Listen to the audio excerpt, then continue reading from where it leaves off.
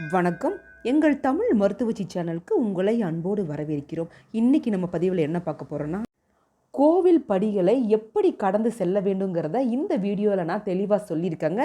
Skip பண்ணாமல் கேளுங்க, ரொம்ப பயனுள்ளதாக இருக்கும். அதுக்கு முன்னாடி எங்கள் சேனலை சப்ஸ்கிரைப் பண்ணாதவங்க மறக்காமல் சப்ஸ்கிரைப் பண்ணுங்கள். ஏன்னா நாங்கள் தினமும் ஆன்மீக தகவல்கள், பூஜைகள், பரிகாரங்கள், அன்றைக்கு என்ன பண்ணலாம் பண்ணக்கூடாதுங்கிறத நாங்கள் டெய்லியும் உங்களுக்கு சொல்லிட்டு வரோம். அதை தெரிஞ்சுக்கணுன்னா எங்கள் சேனலை சப்ஸ்கிரைப் பண்ணால் தான் தெரிஞ்சுக்க முடியும். அதனால் சப்ஸ்கிரைப் பண்ணுங்கள், மற்றவர்களுக்கும் ஷேர் பண்ணுங்கள். வாங்க இப்போ பதிவுக்குள்ளே போகலாம். கோவில் என்பது ஒரு புனிதமான இடமாகும். அதாவது நமக்கு நிம்மதி இல்லாத பொழுது அந்த கோவிலுக்கு சென்று இறை வழிபாட்டை செய்யும் பொழுது நாம் நிம்மதியை பெறுகின்றோம்.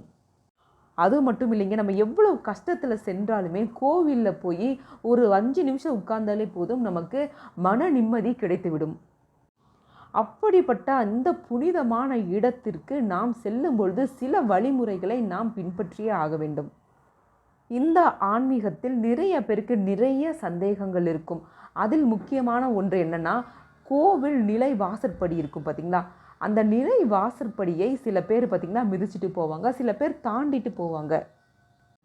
இந்த நிலை வாசற்படியை நாம் எப்படி கடந்து செல்வதுங்கிறது ரொம்ப முக்கியமான ஒன்று. நமக்கு நம்ம வாழ்வில் நிறைய கஷ்டங்களும் பிரச்சனைகளும் இருக்கும்.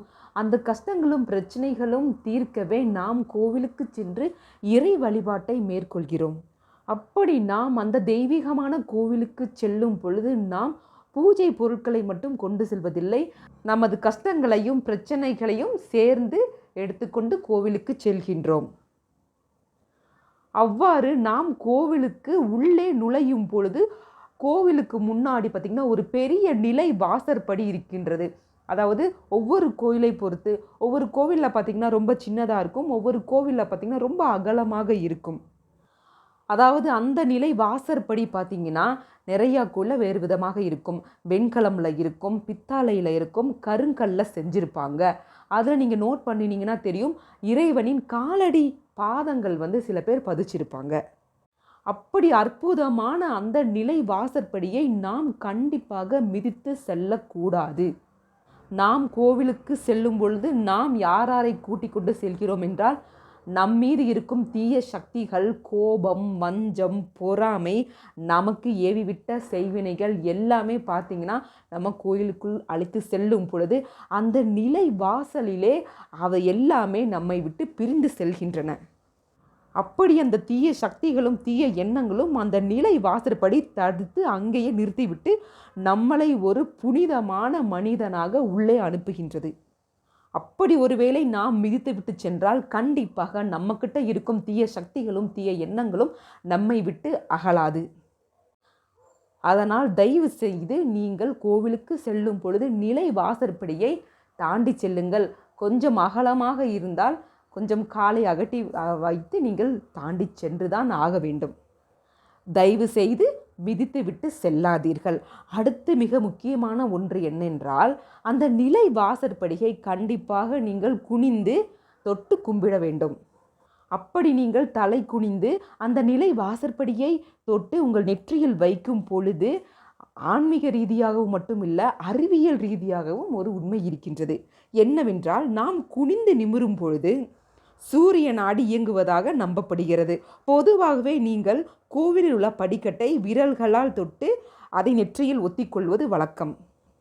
இப்படி நீங்கள் குனிந்து விரல்களை அந்த நிலை வாசப்படியில் வைத்துவிட்டு சரியாக 2 புருவத்திற்கு மத்தியில் நம்முடைய விரல்களை லேசாக அழுத்தம் கொடுப்பதன் மூலம் என்ன நடக்கும்னா, ஆக்கி சக்கரம் செயல்பட்டு நாம் உடம்பில் இருக்கும் தீய சக்திகள் நம்மக்கிட்டேருந்து வெளியேறிவிடும். அதுக்கப்புறம் தான் நாம் கோவிலுக்குள் இறைவனை காண செல்கின்றோம். நாம் கோவிலுக்குள் செல்லும் பொழுது ஒரு பாசிட்டிவ் எனர்ஜி, ஒரு பாசிட்டிவ் வைப் எல்லாருக்குமே உள்ளே வரதை ஃபீல் பண்ணியிருப்பாங்க. அப்படி தான் இந்த நிலை வாசற்படியை நாம் தாண்டி விட்டு செல்லும் பொழுதும் தொட்டு கும்பிட்டு செல்லும் பொழுதும் அந்த அங்கு இருக்கிற பாசிட்டிவ் எனர்ஜி அதிவேகமாக நாம் உடம்புக்குள் செல்லும் என்பது அறிவியல் சார்ந்த உண்மையாகும். அதனால் நாம் கோவிலுக்குள் செல்லும் பொழுது அந்த நிலை வாசற்படியை தொட்டு கும்பிட்டு தாண்டி செல்வதே நாம் முன்னோருடைய வழக்கம். அதே வழக்கத்தை நாமும் பின்பற்றுவோம். ஏனென்றால் நாம் முன்னோர்கள் கண்டிப்பாக ஆன்மீக சம்பந்தமாகவும் அறிவியல் சம்பந்தமாகவும் நமக்கு நிறைய சொல்லிட்டு போயிருக்காங்க. அதிலும் இது ஒரு உண்மையான நிகழ்வாகத்தான் இருக்கும்.